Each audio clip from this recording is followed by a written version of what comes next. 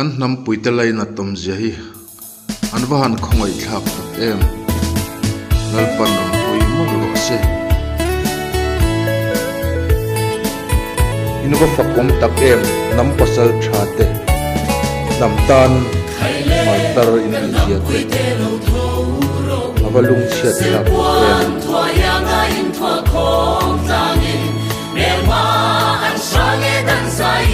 nam tan in pek na avaro hui thin tak em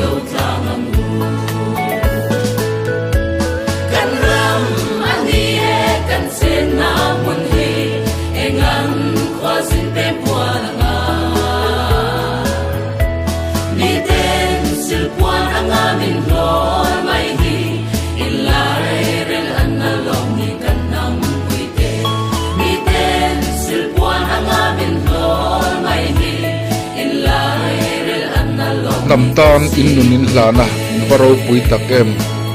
satuan rama lalpan alo buak reng cheu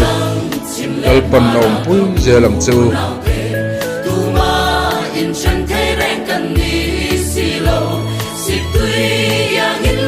ram tan nam tan in nunin hlana in varo pui te thot em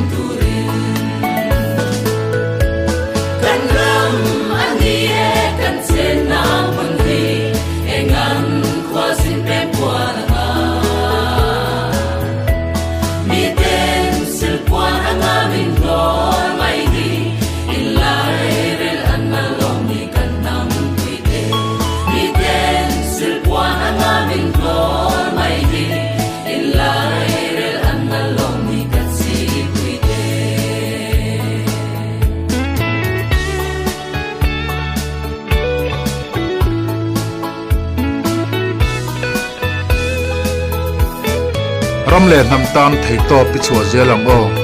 kan ram tan tin thei to pin i thang zelang o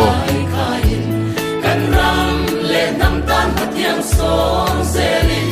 sukhat kwal in lai na ton tur kan ni e tuma in chen thei kan ni lo kan ram ani e kan se na mun hi engan khwasin pem kwa ram le nam tan silain do ve thei lo mai la sum le pai talin kan do then thei to pi chua zelang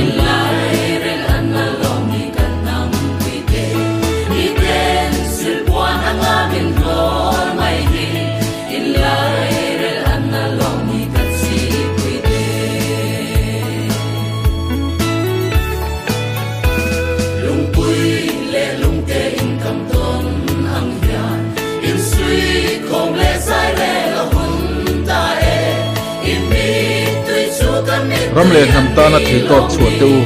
kan vangai sang tak cheu em kan ram ani e kan se na mun hi engan khwazin pem kwa nga mi ten sil puan anga min lor mai hi ilai rel anna lom ni kan nam puite mi ten sil puan anga min lor mai hi ilai rel anna lom ni kan si puite ram le nam tan thei to pi chua zelang o nang le ke hian kan beilo chon tunge be chuang ang le